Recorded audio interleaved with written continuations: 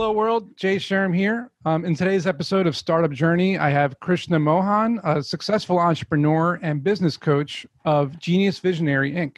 Thanks for joining the podcast, Krishna. Thanks so much, Jason, for inviting me. No problem. Everybody is going to always want to know how you first started your business and like what led you to it.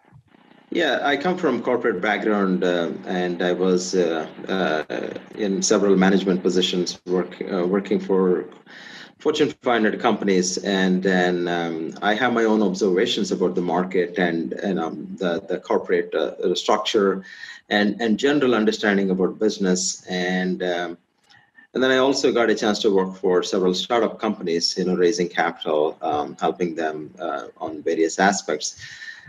Then I kind of had my own outlook towards the market, outlook towards the whole entrepreneurship thing, and whole work and life balance and things like that. And I said, okay, maybe this is the time for me now that I have the skills, I have the knowledge, I have the ability, and I have the hunger to grow. Then I should do something on my own. And then I realized that I have identified some set of problems in the market. Many of those problems, I did not find solutions in the companies that I work for. Why not I provide solutions for those problems? And that solution by itself is my business. And then that's how I started Genius Visionary. And then that's how I started Genius Visionary as a management consulting firm. And the areas that we focus are the areas that I see as problems. And then that's how I slowly graduated to business coaching and academy, and all of those things I can elaborate, but they're all solving some real problems in the market. And that's how I structured my business. Interesting, because that's usually the best way for entrepreneurs to start a business is by finding a pain point in their daily struggle, their daily life, their daily work, and then figuring out a way to solve it. And then, of course, validating it for their business and then opening it up to the public through a beta launch and then continuing on. So that's, so you're basically the example of finding a problem in the world that you are facing. Yes. How can you solve it to make your life easier? And then of course others can use that as well. So that's exactly the definition of an entrepreneur. So good job on that. When was the moment though? So, I know you said that you found a solution, but where was the actual moment where you said, aha, I know that I have something here and others are telling me they have the same problem. What was that actual moment? Yeah, I was in a role where I was primarily in a B2B environment, facing these small business owners on a daily basis, at least 5 to 10 business owners on a daily basis. As I started interacting with them, what I realized is that they lack a lot of skills to run the business. Most of them, they're in business by accident. I have seen very few folks are on purpose.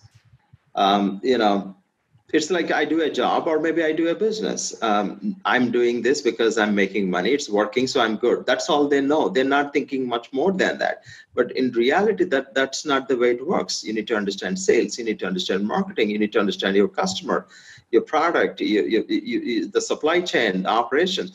There are so many things that are involved. And what I realized is maybe, few folks are maybe good at their craft, maybe a little bit in sales. Maybe some product is working very well. Maybe that particular location of the business is, but they don't have the 360-degree perspective of the business. They don't have the holistic view of starting and then ending of the business, and then how this ties to the economy. All these things are completely loose ends. And then I started realizing this pattern after pattern and repetition. I would have dealt with more than 500 to 1,000 customers. So this is a lesson to entrepreneurs out there. When you find yourself in a loop where you keep doing something over and over again, or you identify an issue that keeps popping up over and over again, there's a way to kind of solve that so you can stop doing that. There's a way to avoid that. There's a way to save time by making it work a lot better. Then during this process that you found this and you started to build something, what were some of the challenges or the main challenge that you had while building it? Yeah, so the challenges that I had is getting the right feedback in terms of the testing that I did, when we test as in marketing and sales, we keep testing on a daily basis. I still test on a daily basis because there's no perfect solution for it. So that was a challenge for me. What works in a specific industry, and then can I translate from that industry to another industry, and the feedbacks that I'm getting. So the data that I have the problem with that in terms of really narrowing down, because I'm solving revenue problems, I'm solving funding and financing problems, and then I'm also helping them to build business credit for business owners so they have the strong financial foundation. So I'm trying to solve some serious problems here. So for me, the data coming from different industries and then in the companies at different levels, that was a challenge for me, but that's okay because the market that I'm catering is so wide. We just went forward and then we started implementing these strategies. And as we start implementing in real time, as we start seeing results, then we started extrapolating and then, perfect transition to other industries, and that's how it is. And just to make a note, feedback is one of the main things I teach. Is that unless you get customer feedback, you're basically guessing, right? You're throwing darts, and without feedback, you think everything that you want to build is the right thing to build, and that's just not the way it works. You need to ask the market to tell you what they want. Analyze the data, analyze the feedback, and then iterate and tweak your platform or your business to meet your needs. And that's what people need to hear. So I'm glad you said that.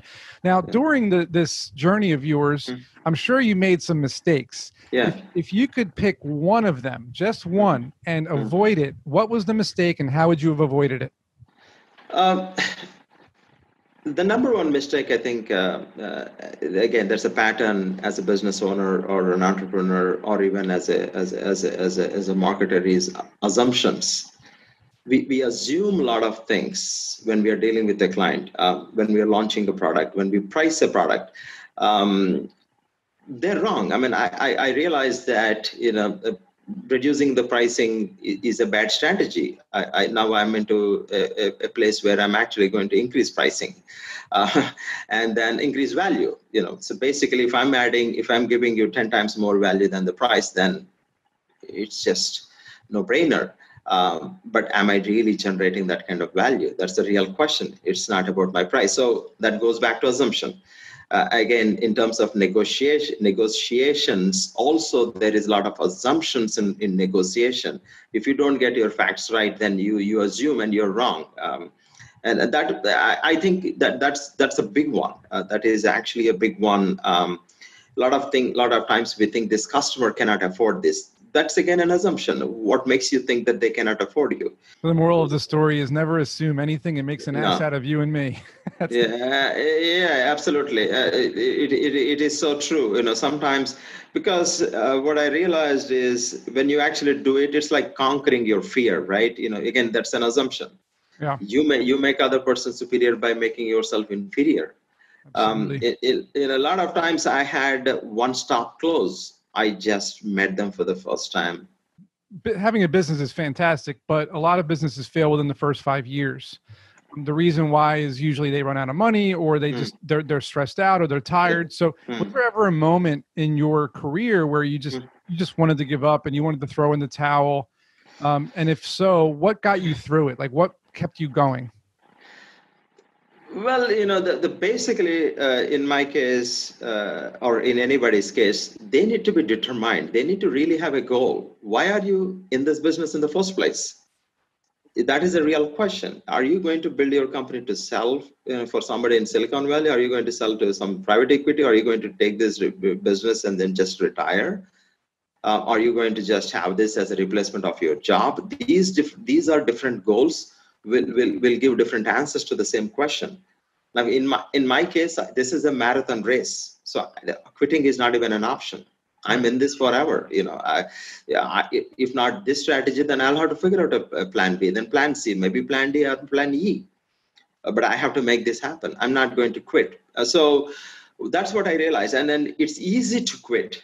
Quitting is very easy. I don't like this business, just get out of it and do something else. It's so easy. But staying in the business and making it happen is the difficult part. That's where we need to step up our game. That's where we need to increase our knowledge. That's where we need to have deeper level of understanding about every aspect of business. Absolutely. And that's what drives me, because I know that this is the way to go. This is the way for becoming wealthy in life. There's no shortcuts, and this is a long-term game. This is not a fly-by-night operation in any sense. Whether we are talking about e-commerce or we are talking about drop shipping, on the surface everything looks good, but when you actually do it, you know the PhD kind of a research that you do in the behind the scenes. You brought up a great point, because everybody thinks drop shipping is like the easiest thing in the world. They're like, oh, I see this article or this course online and I can be a drop shipper and make millions of dollars.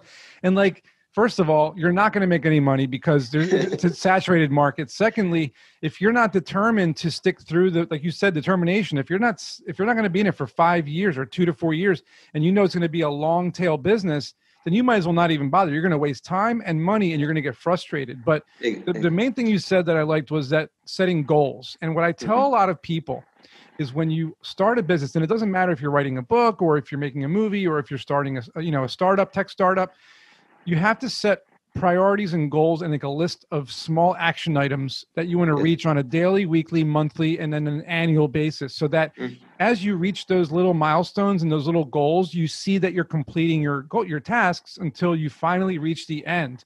So it's not like, oh, it's going to take me 5 minutes to get this done. It's going to take you a year, 2 years to 5 years or whatnot. So that's a good thing, is determination and goal setting. At least in my opinion, that's one of the big ones. Now, during all your businesses and everything that you do, I'm assuming here that you have employees or you manage people. What's it been like, managing them, hiring interns, employees? What's it like managing them? What's easy about it? What's hard about it? Well, there's nothing easy about it, as a matter of fact. If it is easy, it's also easy, for them to leave you. If it's really sounding that easy, it's easy to hire somebody. It's very easy to lose them too. The process is very simple. You're looking for the right fit. You're looking for the person who can share your vision, who can come onto your page, and then share the same values, and then respect and appreciate what you do. And then you are fully committed to him. There should be a match in that perspective. That's what I'm looking at when I'm looking at in a person. I can teach the craft. I can teach the skill if they have the basics. Sometimes it's fine, but and it's not an easy one, because I'm looking at people who are going to be part of this journey. It's almost like they're reaching that same destination. So they better make sure that they're in the same bus. They're in the right place. So it's like a relationship. I mean, you're committing to somebody, and you want to make sure that you get along, and you want to make sure you have the same kind of synergies, the same kind of vision. Because if it doesn't kind of align, then you're wasting your time and you're wasting their time, and it's just not going to work. And that's the part that as entrepreneurs, we make mistakes. We don't really look at that perspective. Okay, we look at all the skills. We look at all that other things, good things like attitude and all other things that brings value to the job, but we don't look at these other things. Because if we are building a company, you need people who are way good, way better than their own job, because this is not going to be an easy ride. So that is the number one criteria. So they better be prepared for it. Now, being an entrepreneur or a business owner, it does have its advantages. Of course, when a lot of people say to you or to me or anybody that runs a business, oh, you're so lucky. I love hearing that, because they see the surface, of, our freedom, we're our own business person. We have a lot of flexibility, but they don't realize not only how long it took us to get to where we are, but how much work it is to do what we do, how difficult it is, and also the downsides we get. But we do have a lot of perks and advantages, and I'd like to hear what some of your perks and advantages are to being an entrepreneur. Well, the number one thing is freedom. Freedom basically means that you have a chance to invest your time in the right places. because that's what we do as an entrepreneurs. You got to be judicious in terms of where you use your time, which I think is not so easy when you are an employee. But other than that, obviously there are several other advantages in terms of you can have people working for you, so you can leverage your time, because we only have so much time, and obviously you can leverage your experience in this business and then build another business. Right. Unlike a job, you leverage your experience and get another job, but here you can actually add another business to your business. Absolutely. So those are all positive things, and but there is a price to pay. If you're willing to pay the price, then good luck. Yeah. Awesome. When it comes to detaching yourself from the business, you can't always work, right? And that's one of the things I like about being an entrepreneur is being able to take breaks whenever I want and kind of like, just clear my mind. So what are some of the things that you do to balance your work-life schedule? So I think obviously I take a lot of time to think. So I spend some time for meditation every day, and then also try to go and connect with the nature. So and then try to do things that are not relevant to business. Having a easy conversation with somebody not related to business, other topics, and having a regular conversations will de-stress you immediately, because you're not thinking anything related to business, because you need that energy back when you're focusing on something. So I think I try to do these things, and then obviously play some sports and things like that, so that would bring me out of this zone. Awesome. That's great, because like when you're out in nature and you're just breathing in the trees and like the wind is coming at you, sometimes I get my best ideas during those moments. Exactly. So it's great. Now, any words of wisdom that you have for entrepreneurs starting a business? So like basically, if you could go back in time to your 20-year-old self, your 20 years old, and tell yourself, Krishna, these are the 3 things you need to do to be successful, what would you tell yourself?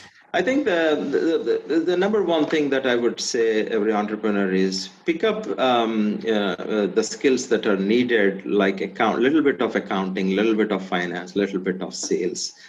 No matter what you do, or a little bit of marketing. Without these things, you can only go so far. You can only go so far, and you're going to pay the price. If you don't know what to ask your accountant will not tell you everything that he knows. You need to have. So these things are extremely important. Just enough knowledge that at least you should be able to use the experts. Because you cannot be the master of everything, but you are in the driver's seat. I think that's very important thing. And the second thing is that always stay on top of the guys who are already making it. Like going back to your goals. If your goal is to build $10 million company in the next 3 years, hang out or make friends with the guys who made $10 million already. So just try to surround yourself with successful people, which is a very common. Try and seek some answers. They'll be happy to share with you, but get their attention. But how do you get their attention? You add some value. Your job is always to add value, whether it is customer or somebody else. Add some value for them. And that's a great point too, because over the years, from pitching so many investors, one of the things I learned was, you don't want to ask investors or these $10 million companies for money. You want to ask them for advice and feedback. So asking a guy who owns an Airbnb or whatever and say, hey, do you think you have time for a quick 5-minute coffee so I can just pick your brain? And if you say what you're building and how maybe it could benefit Airbnb in the future, then maybe he'll say yes. You never know you never know these guys, right? They might say yes, but you got to take a chance, right? You have to take a chance, and or give something in return. Like I have few ideas that you could implement in your marketing. They are willing to listen because they want to step up their game. Right. But do your research. Don't just go with the shallow hands and just ask. Try to give something which will put you in a better position where, they treat you at their level, and then they will share. Most likely they will share what you need. Absolutely. And the third thing is as I told you, is this is a long-term game. Never get into a business with short-term expectations. Of course, the wisdom comes from failing. Inevitably, you will fail, but you at least you have some choice to fail in few areas, or avoid failures in different areas. But being aware of these things will put you in a better position to not potentially make mistakes. Perfect. So just some final thoughts, words of inspiration or encouragement, what you would tell entrepreneurs out there, what they can do to, I think, this year is an interesting year, but irrespective, I'm pretty optimistic for 2021. Everybody should be optimistic. Everybody should do the right things for their business. And then, work on your pending projects, work on the new product, work on your book, work on your, paper, work on your content, work on your sharing knowledge and adding value to your customer. Stay connected, engage them, differentiate yourself from your competition. Just stick to basics. You'll be fine. Yeah, I agree. I think this is, even with the pandemic and everything that's been going on in general, I feel like this is a really good time for people to finally stop saying, I don't have time for this. No. Yes. Now, everybody for the past 8 months, they've had the time to do it. And now, and even now, you still have time to do it. So if you have any goals, any projects, anything that you thought you didn't have time for, now you can tackle them step by step. And by the time a year comes by and we're in fall of 2021, you'll probably be launched and you'll be glad that you started. Absolutely. That's the big one. That is the big one. You have time now. So we should take advantage of this time and do the things that we have been, not focusing, for many, many years. Fantastic, Krishna. It was a pleasure having you on the series on Startup Journey. And there's a copy of your book is available on your website, geniusvisionary.com, right? Yeah, geniusbusinesscoach.com. Okay. And anybody want to get in touch with me, they can always write an email to krishna@geniusbusinesscoach.com. Perfect. I appreciate your time. Thank you so much. See you in the next one.